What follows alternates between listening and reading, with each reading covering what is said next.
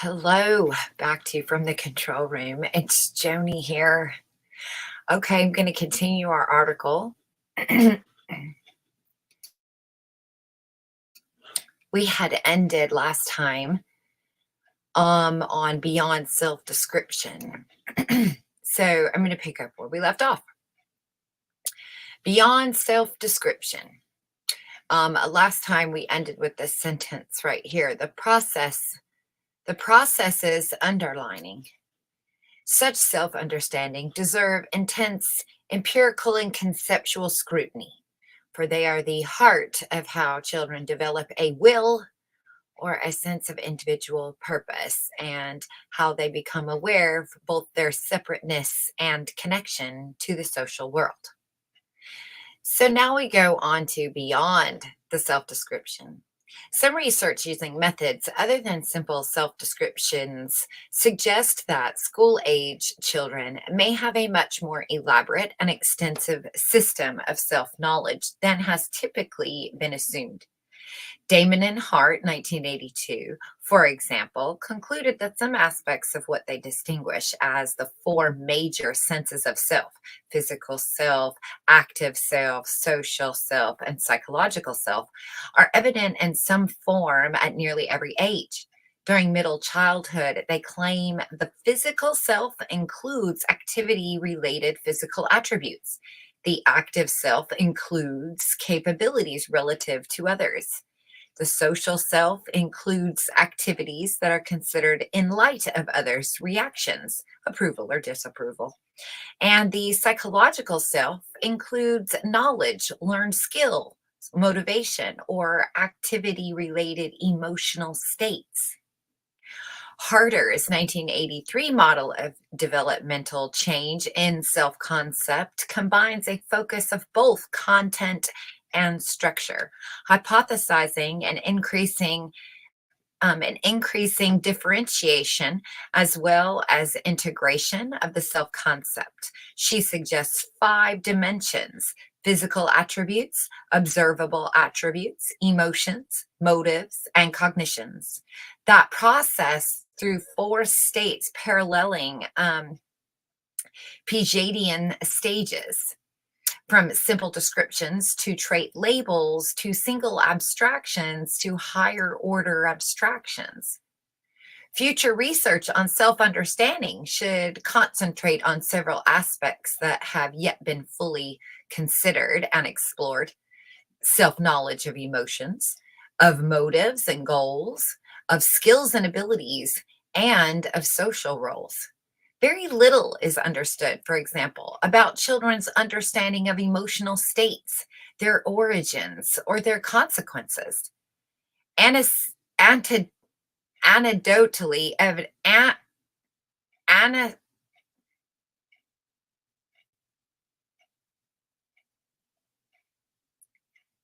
anecdotal, anecdotal evidence suggests that during middle childhood, children have some of their most intense emotional experiences. They can be devastated when they are rejected by a desired peer group, club, or team. Are you part of the club? And they can be erroneously proud of themselves when they get a perfect score on a test or win an athletic event. The function of these experiences is in generating enduring self knowledge and in producing an overall level of self esteem is also not well understood. The empirical work on self esteem documents that children vary in their sense of goodness or worth, and that most children have some understanding of what constitutes a good self and a bad self. Yet, for the most part, self esteem has been analyzed separately from the content of self knowledge. It is therefore difficult to determine the exact antecedents of feelings of pride or shame in the self, or reciprocally, the manner in which these feelings may influence the nature and extent of self knowledge. Children's understanding of their abilities and skills should be examined. The theoretical work on self and identity formation claims that in middle childhood, children develop a sense of competence and an initial sense of themselves as valued members of society. The adult's global feelings of self confidence can often be traced to particular events and experiences of this period. Yet little is known about these aspects of self concept and how they develop. Higgins and Eccles, 1983, for example, suggests that one's enduring self concept of academic ability is dependent on one's experiences in elementary school. A variety of studies on the self esteem in middle childhood also indicates that a child's general feeling of self worth may be linked to academic experiences. See Epson Smith in this volume. And that efforts in other non academic areas may not compensate for the feelings of inferiority that can accompany, for example, the disheartening experience of a failure in school. And I want to point this out because right here we are making a lot of people take child out. This is man, human, that we have a feeling of self worth. Uh, and do we have are we worth anything? We keep being told that we're replaceable. How many people have self worth if they're sitting at home collecting checks? What self worth? For wish apps and gambling casinos online? I don't know. What is your self worth? I mean, you're not making anything or doing anything, and yet you're being rewarded. What kind of a self worth society do we end up with when this is where they come from? And you also hear that being echoed through the Gen Z generation, keeps describing themselves as, the ones that everyone's going to blame for all these problems. And the generation no one's going to like, as if they're forgetting their very parents who have faded into nothingness. So they're taking on the weight of the world. That's why suicide rates are so high amongst them right now. They have no sense of self-worth and no future to look forward to. So what self-worth are they? I found that to be quite interesting. If you're a failure at life, that's ego death now. The self-concept also encompasses representations of motives, goals, and potential selves. Selves that are hoped for or aspired to, ideal selves, and selves that are feared. We know that children vary in their motives for achievement and affiliation, but we are unaware of the specific antecedents or consequences of these motives. In a study of possible selves, Marcus and Neurius, 1983, suggested that the development of various competencies and abilities may be fostered by social environments that allow individuals to develop a variety of possible selves.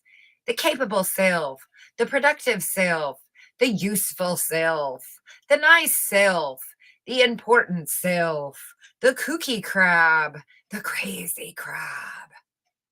In retrospect, it's hardly surprising that there is relatively little empirical work on the dynamic aspects of self, on goals, motives, and possible selves. These elements of self concept often do have natural language labels, as do behavioral characteristics or qualities. Studying them, therefore, requires a departure from some of the standard self descriptive techniques. This is a mind's version of what they're trying to convince you of multiple universes. So when they say that, and then, that car almost hit you, but in another parallel timeline, it did hit you and you had this moment, sliding doors. That is not possible, but this is possible. So you can be any event, some type of, event that is traumatic or lucky or any of these things can knock you into a different self, and you take over that self. That becomes your alternate timeline, not space wormholes. A final, relatively neglected aspect of school-aged children's self-understanding is what they know about their social selves and their place in the social world.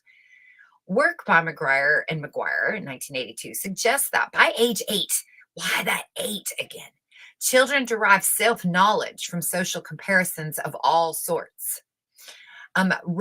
Rubel Impress found that young children less than 7 years old, when asked to describe their performance on a task, used an absolute statement telling how well they did on a particular task.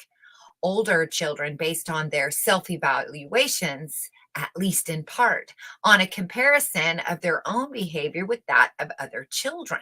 Livesley and Bromsley, 1973, also documented the use of social comparisons around the age of 7.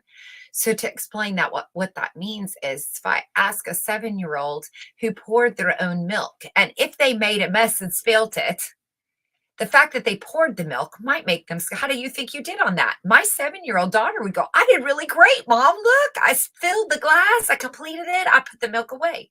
Completely forgetting about the spill everywhere because that was not part of the learning process. But in another 2 years, she fills a glass of milk, spills some on the counter, and then is asked, how well do you think she do? She would compare herself to others that can do it without. So then it becomes, well, I didn't spill any milk, so I did very well. Or I spilled less milk than usual, or that person, so I did okay. They have a concept of what is acceptable for the task. As a child's awareness of others is refined, he or she becomes capable of self-criticism. And that's what we're talking about, comparing.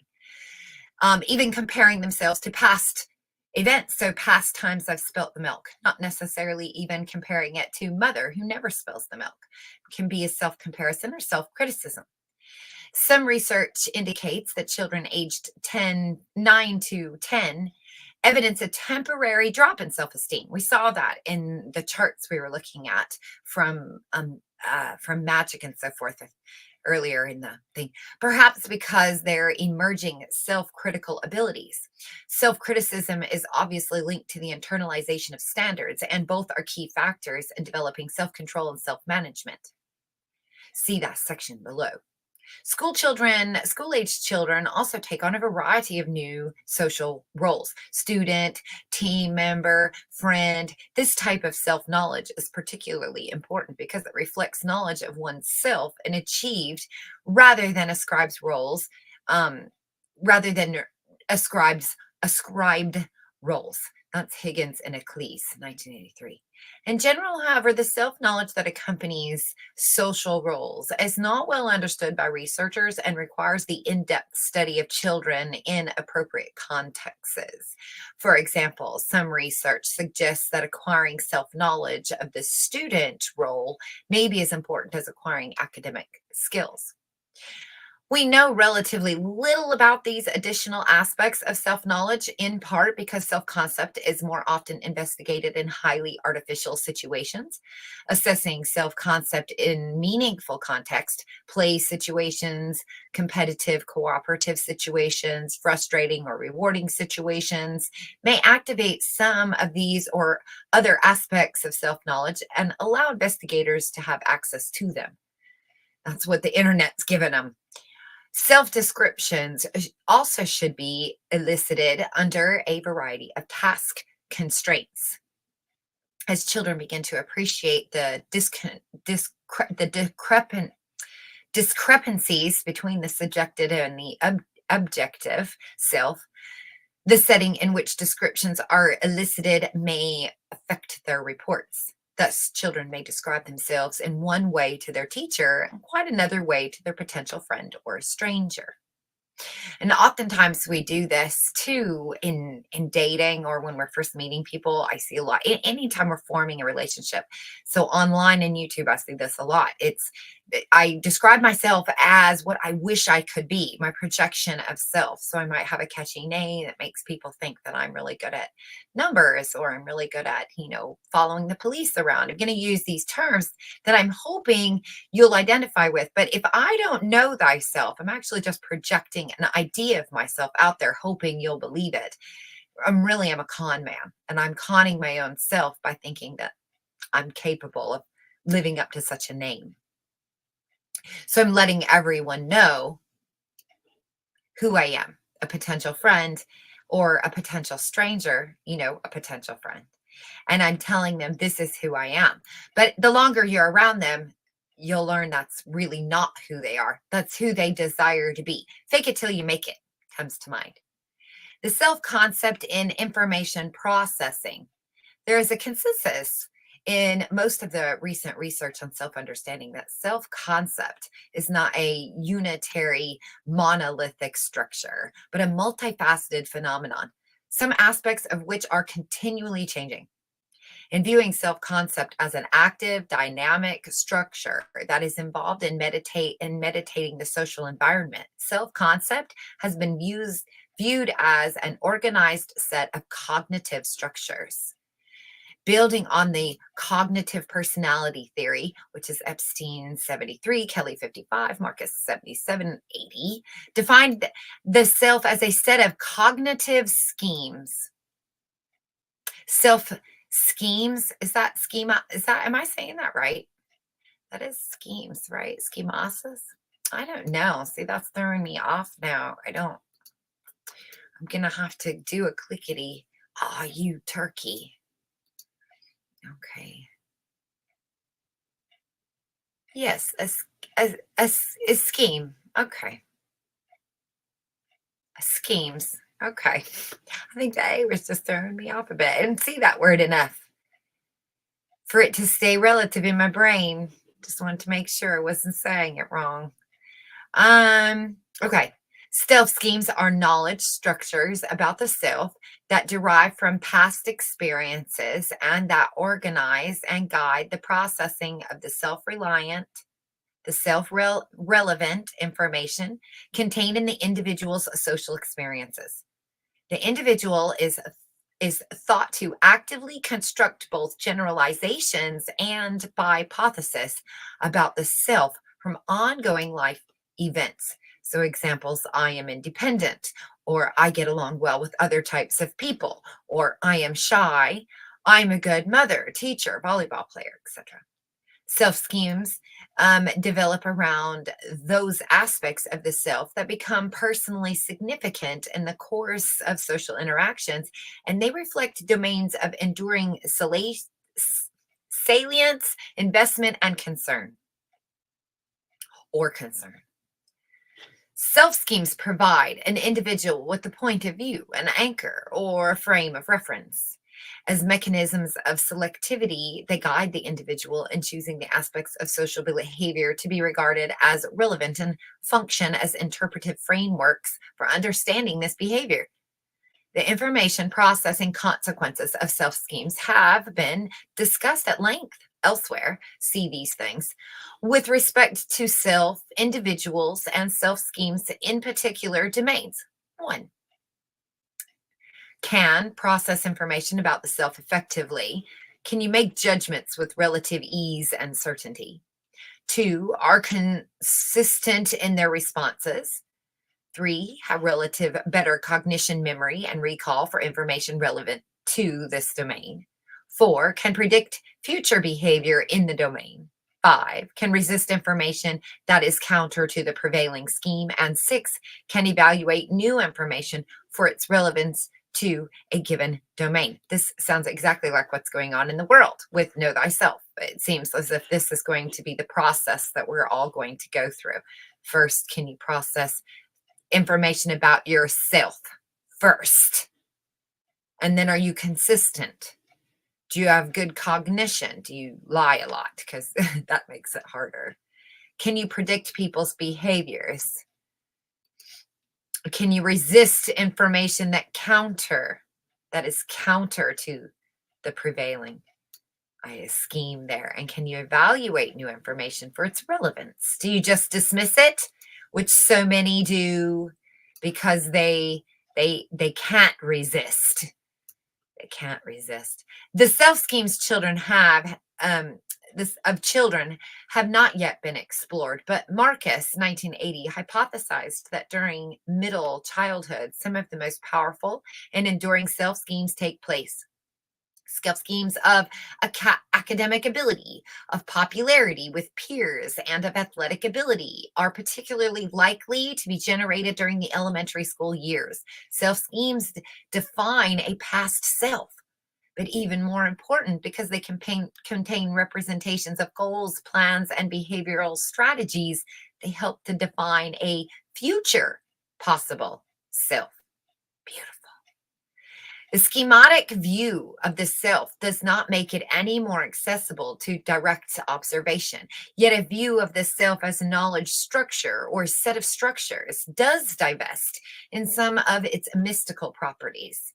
Investigators may ask some relatively more focused questions about the active role of the self and the self as a process.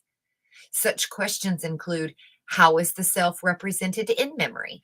How does it influence the way we process information about the social world?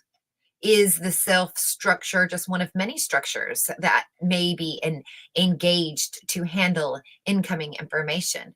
Or is it unique in some way? And where in the formation processing sequence is it implicated? At encoding, at retrieval, or at interference? And this is where they're hacking the mind. They want to know what age you are when you are the most able to be, you know, encoded. Retrieval. So who was the Lucy Juicy really for? Why did they want to get it in the kids so bad?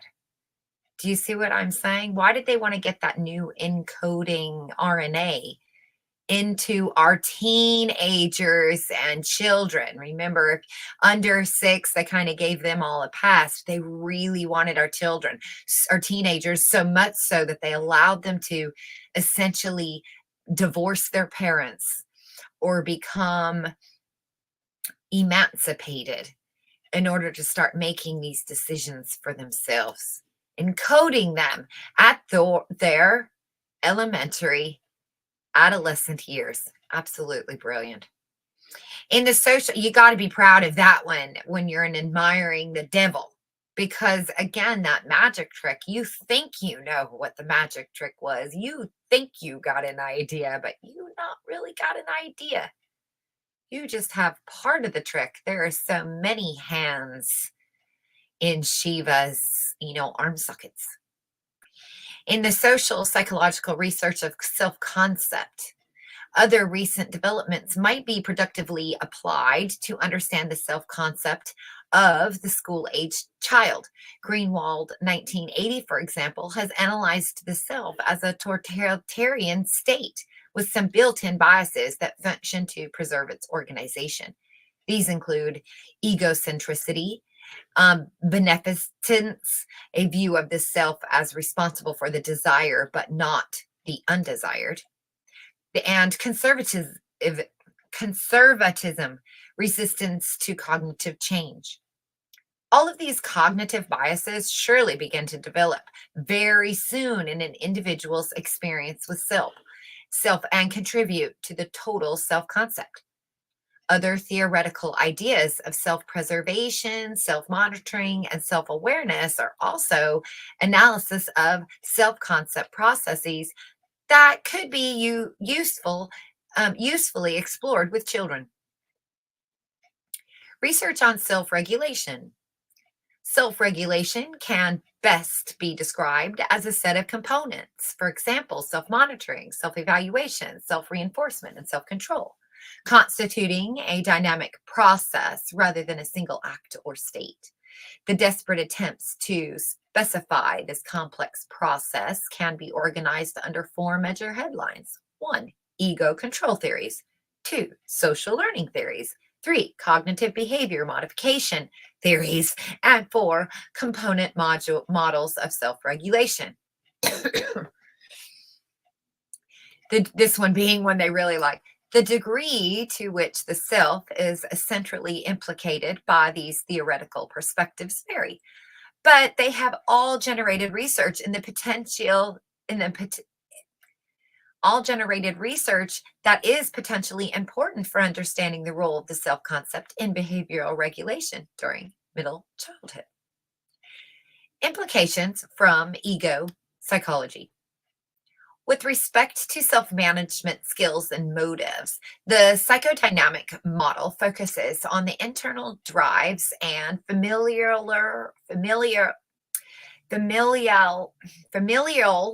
influences involved in adaptation, self-preservation, and mastery, as well as the conflicts and complications involved with each. In this tradition, Freud, 1922, envisioned self management as stemming from both the drive for self preservation and from the management functions of ego and the superego.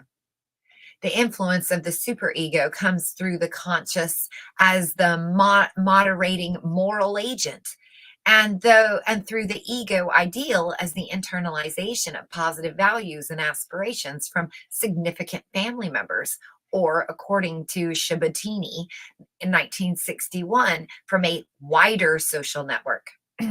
Middle childhood is viewed as a period of latency, wherein the superego has become strong enough to keep the disruptive forces or the impulses of the ID under control, thus allowing the ego to develop.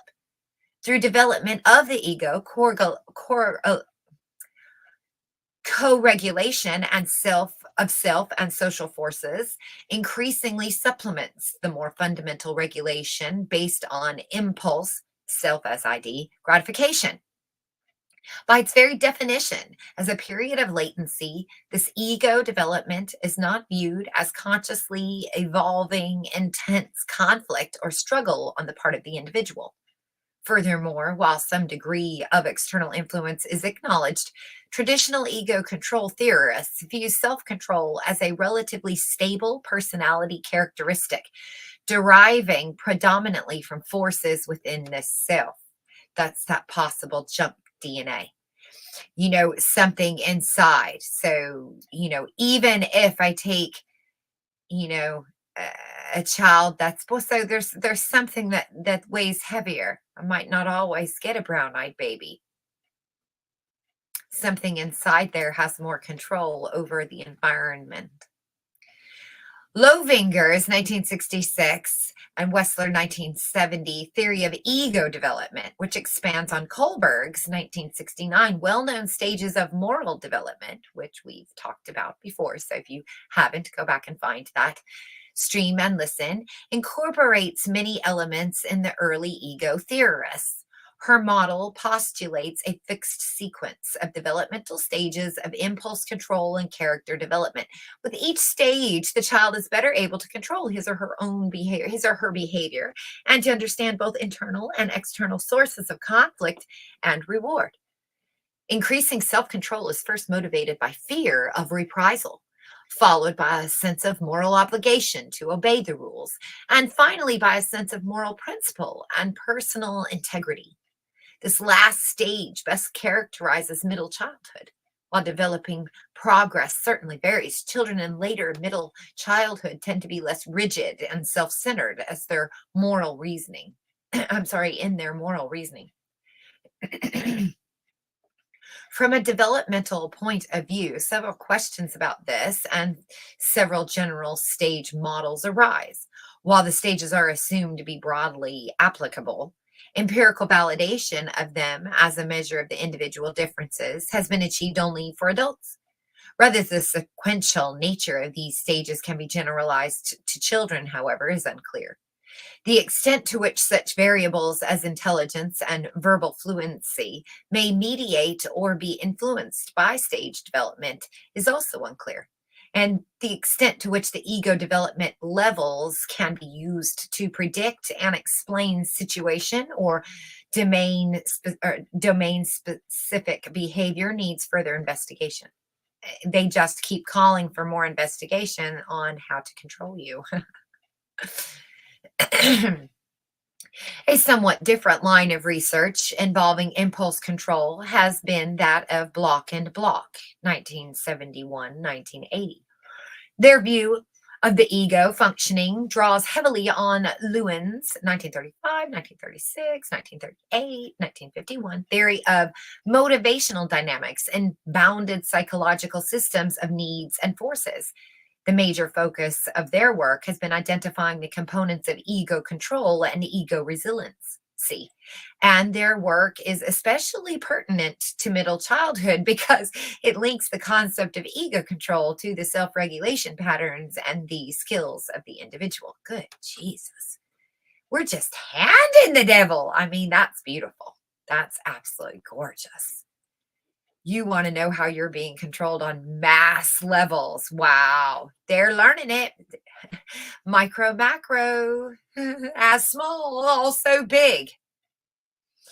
In their in their investigation and antecedents leading to individual differences in ego control, Block and Block found considerable evidence of particular parental characteristics and child rearing techniques associated with lack of impulse control under controllers and excess control or over controllers. This is where you get the generational cycles: overprotected, underprotected, overprotected, underprotected. For example, under controllers as children tended to have neglectful parents who typically made little effort to encourage achievement or to teach age appropriate skills.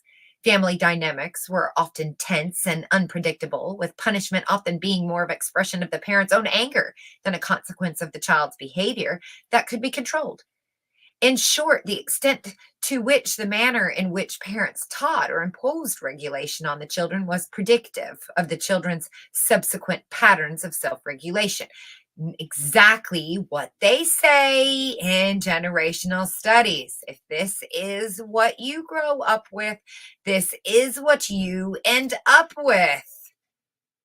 Even though the ego controlled perspective highlights the role of the individual disposition, this research also indicates the potential powerful influence of the salient environment. Sale, cha-ching, the family, and the importance of attending to it in the study of self regulation.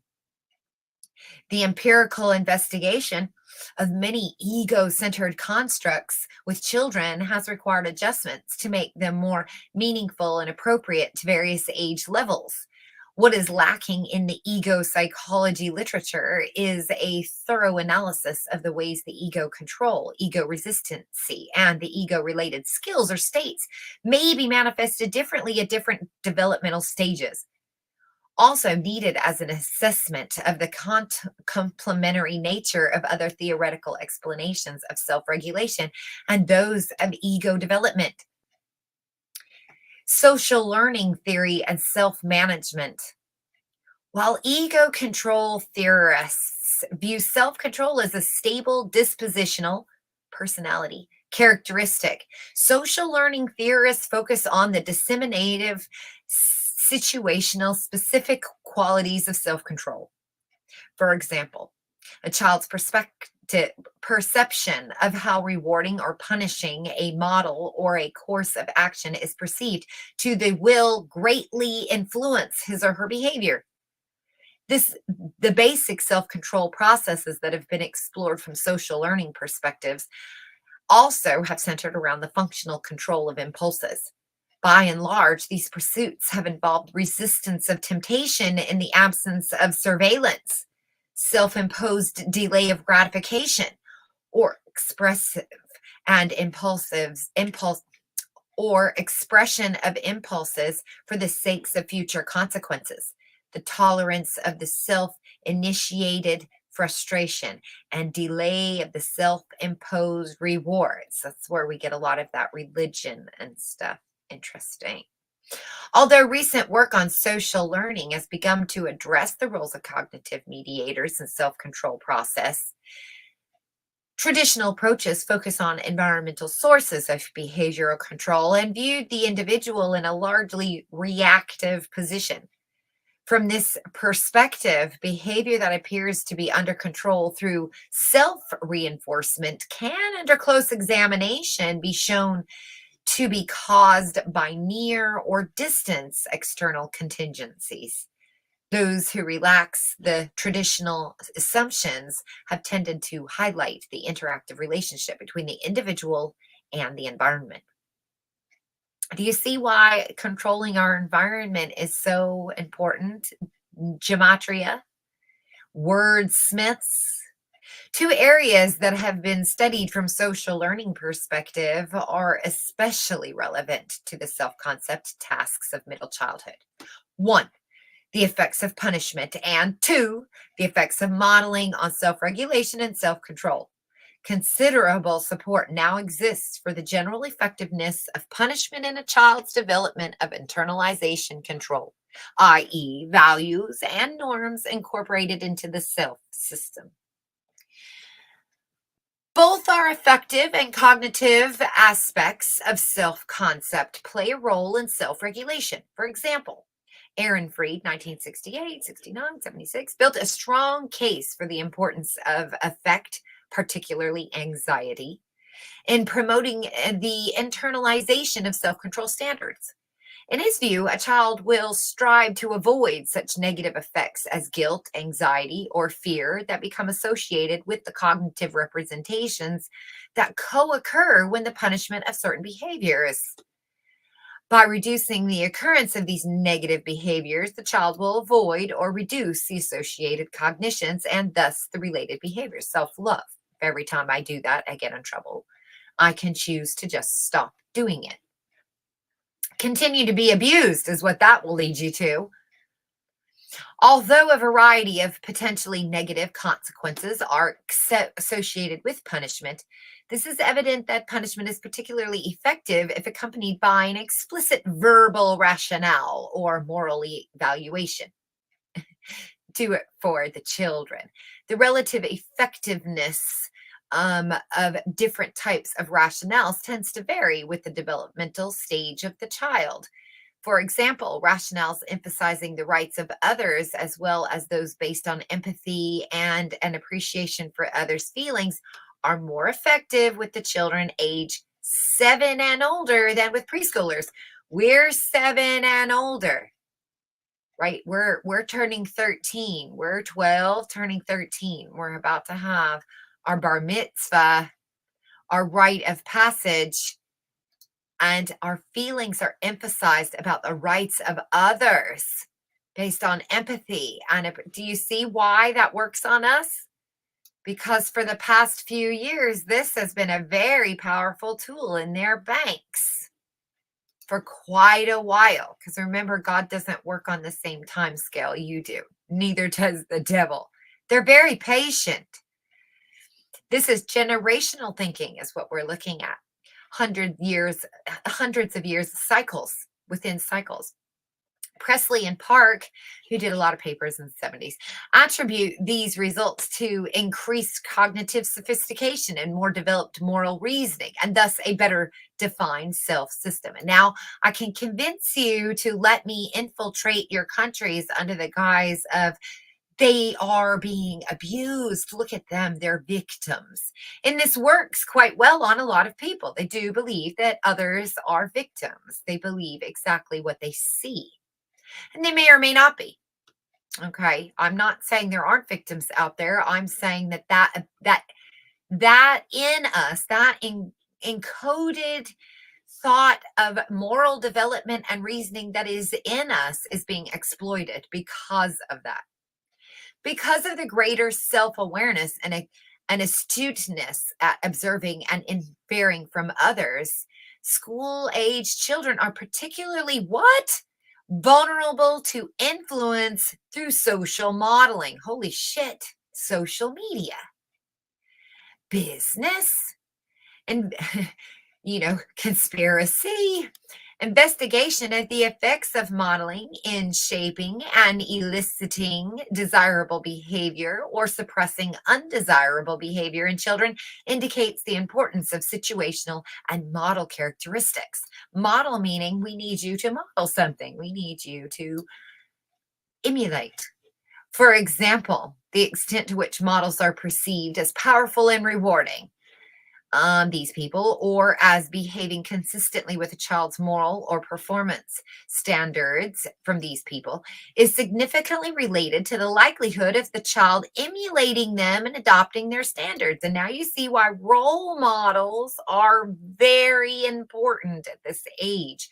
This is also the age that your teachers oftentimes in school ask kids to write stories about their heroes. And of course, in the movies, the dad. My dad is the coolest ever. He's an astronaut. Children are also more likely to, I'm sure we had a lot of that after 9/11. My dad's a fireman. My dad's a police officer. Children are also more likely to inhibit behavior. Now you know why they were given a hero. That we couldn't have a crisis without a hero. Here come the fire brigade. Children are also more likely to inhibit behavior that they have observed being punished, particularly when the relevant contingencies are clearly communicated and the child has an opportunity to practice the self regulatory response. Cognitive behavior modification. Based on experimental clinical evidence with adults and with children, social learning theories have expanded to incorporate an emphasis on cognitive mediation. These broader models highlight the role of social cognition, structures and processes, and developmental variables in self regulation. The inclusion of active internal self system variables and their dynamic interactive relationships with the external or social system variables represents an attempt at more integrative theorizing and more effective applications. Recent work by Meskel and his colleagues, for example, has focused on the mediating influence of attentional and cognitive representational processes on children's ability to delay gratification and to resist temptation. Their empirical work suggested that it's the nature of the cognitive representation of rewards. Example, thinking of a marshmallow as being white and fluffy like a cloud versus thinking of it being sweet and chewy, that appears to be a major determinant of young children's ability to wait for a larger reward. Furthermore, cognitive transformations that serve to minimize motivational arousal, for example, that minimize the desire for immediate gratification, are likely to be most effective in promoting self control. Building on greater awareness of his or her own motives and the conflicts they engendered, the school age youngster begins to develop an array of social control strategies for managing difficult tasks and for overcoming, quote, hot, affective laden temptations. This phenomenon exemplifies the manner in which the major developmental tasks in middle childhood build on each other as children become more and more accomplished and sophisticated in their self control efforts. In investigating children's ability to use self instructional plans, Muskill and Patterson found that both the nature of the content or substance, for example, temptation inhibiting, reward oriented, task facilitating, of the plan used, as well as its structure or organization, is it detailed or not? It influenced the effectiveness of its use. More recent investigations into children's knowledge about self-control process have suggested that lack of knowledge and lack of repertoire in relevant strategies partly explained young children's failure to employ effective self-control strategies. It means I can control these things. Look at all the research I've learned how to control these things. Meichenbaum research, 76, 77, research on self-instructional training, grounded in the early found formulations of Luria, 5961, and Vygotsky, 62, represents another important contribution to the study of self-regulation. He implied a developmental framework in assessing the influence of cognitive and linguistic processes over voluntary motor behaviors. In his three-stage model, behavior is initially controlled primarily through the speech of others, usually adults. In stage 2, the child's overt speech becomes an increasingly effective behavior regulator. And in stage 3, the child's covert or inner speech aids in effective self-regulation. He also says, and others have used this cognitive behavior linguistic model to develop treatment programs for children with a variety of impulsive control problems. That's you. For reviews on this treatment, you can check out all of these papers. Distinctions between these various theoretical orientations are often not clear. And as is evident here, considerable overlap exists among avenues of research. Nevertheless, these efforts all highlight the cognitive behavior link and emphasize the growing awareness of the need to include such internal and, quote, mediational constructs of the self concept as well as other cognitive structures. Component models of self regulation. Component models of self regulation specify the process that triggers self regulation and the sequence in which they occur. Like the cognitive behavior formulations of self regulation, these models emphasize the importance of cognitive mediating process to understand the relationship between cognition and behavior. While originally formatted for application to adults, the study of their application to children is growing. While the various component models differ from their specification of critical processes involved, a bunch of people all emphasize the importance of monitoring or observing one's own behavior and comparing ongoing performance to previously formed standards and values, and modifying behavior to reduce the perceived discrepancy between ongoing behaviors and standards of comparison. Under the Canfor model, for example, the child may develop new behaviors as well as regulate previously learned ones. For example, in learning to write the letters of the alphabet, children may carefully monitor their writing behaviors, compare their work with former efforts or with an ideal model, and either modify their writing to more closely approximate their goals or feel satisfied with the accomplishments and leave them as is. A more complex and more social example is the reaction of the child who impulsively takes a favorite toy away from a playmate. The chain of quiet play behavior has been broken. The child sees the friend's unhappiness, evaluates his or her behavior against the value of nice boys and girls share, experiences guilt, and adjusts his or her behavior by returning a toy and resuming play. That's a lesson that humans learn. Even if adults are not involved, kids will learn this. Some give it back, some don't. So as the devil, I ask myself, what events, what things, what environment factors contribute to them not giving it back? And how can I have more of those to ensure more people will not give it back? The model also shares an emphasis of self-knowledge as primary in self-regulation.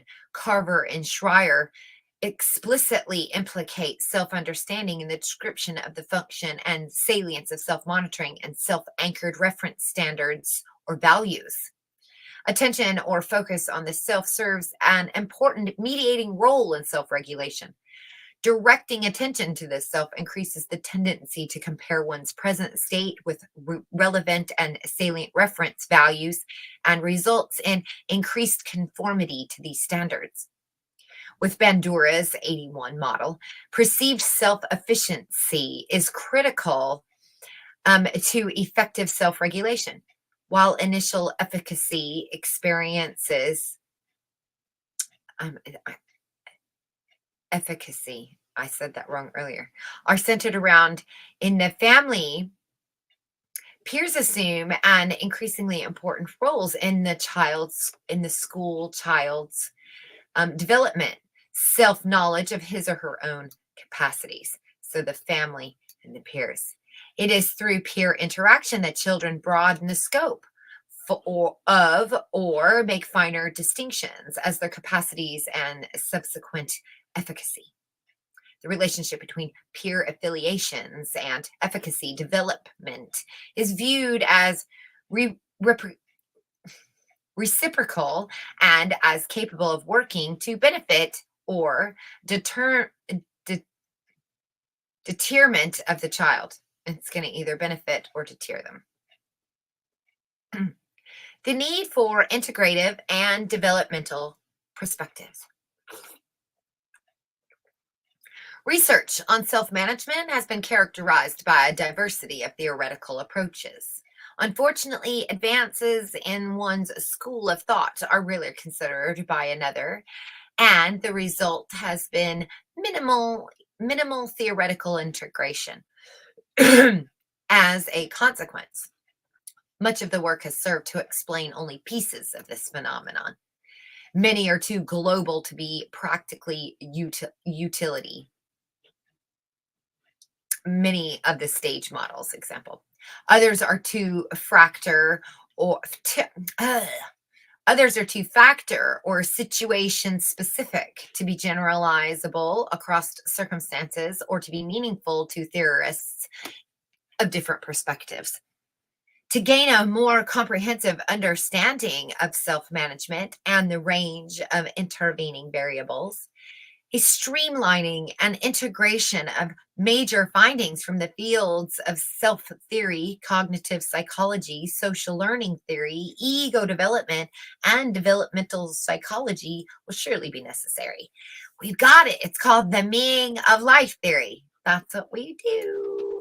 Self management is a crucial concern of middle childhood, yet much of the research is not couched within a developmental perspective. This omission partly reflects the difficulty of reliable measuring and understanding of various components and processes of self management, given the accelerated changes that characterize normal growth during this period. For example, are the various components of self regulation equally important at all ages of development? At a minimum, the cumulative and age related nature of children's learning must be acknowledged.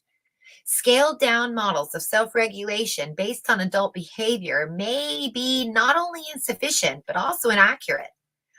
Harder, 1983, suggests that the order of acquisition of critical components of the self regulation process, so examples, your self monitoring, self evaluation, and self reinforcement, may be the reverse of the order in which they postulated as operating in adulthood.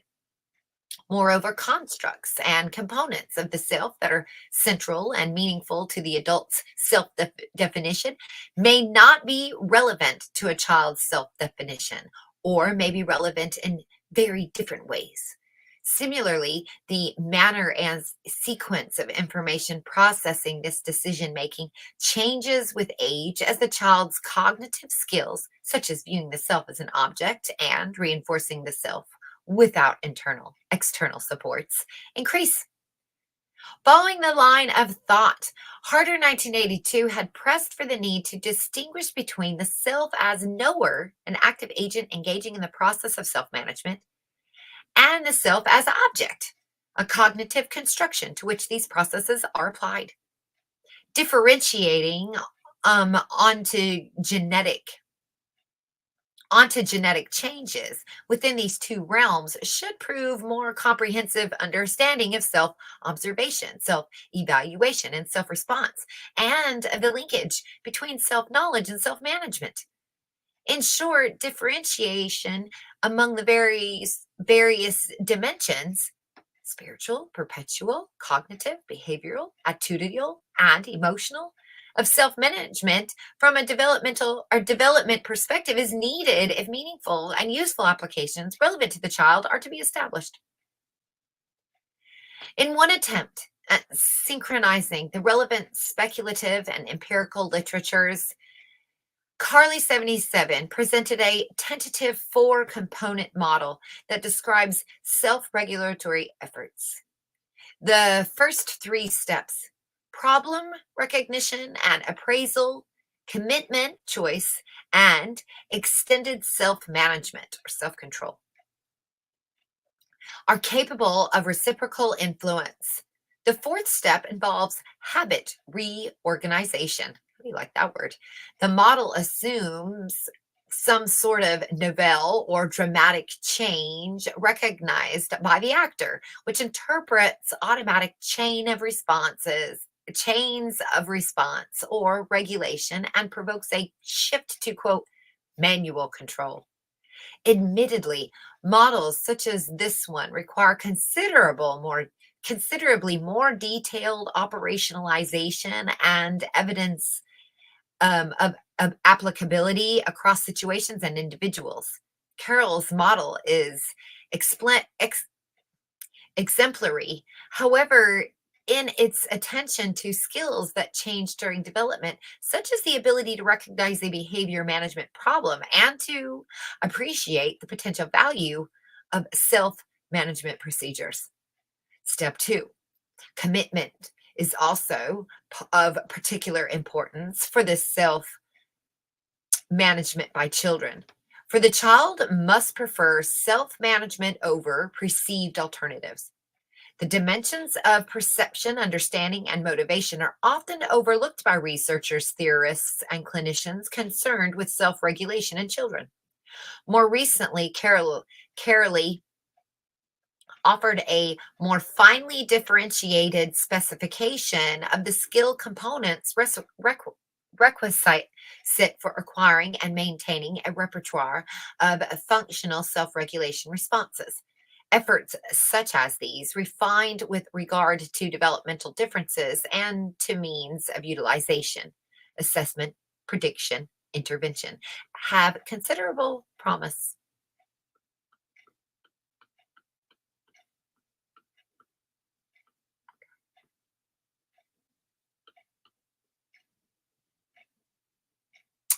Moderating variables, a self system, and social system.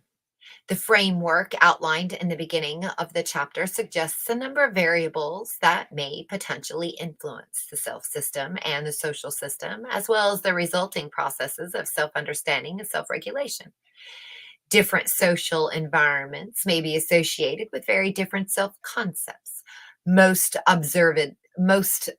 obvious, perhaps, children may differ in their ratio of social system to self system sources of regulation that characterize their behavior. In some environments, children are enthusiastically encouraged to develop means for regulating their own behavior. They are also taught the importance of developing a separate, differentiated, or unique sense of self, a unique sense of self. They can soon develop strategies for protecting this unique sense of self and for evaluating, monitoring, and presenting it to others. This is what we do in our young adult days. Children who have not been encouraged to develop autonomous selves, remember our fear in childhood is the loss of autonomy, may have proportionately more social regulative reactions, regulated reactions as a basis for self-understanding.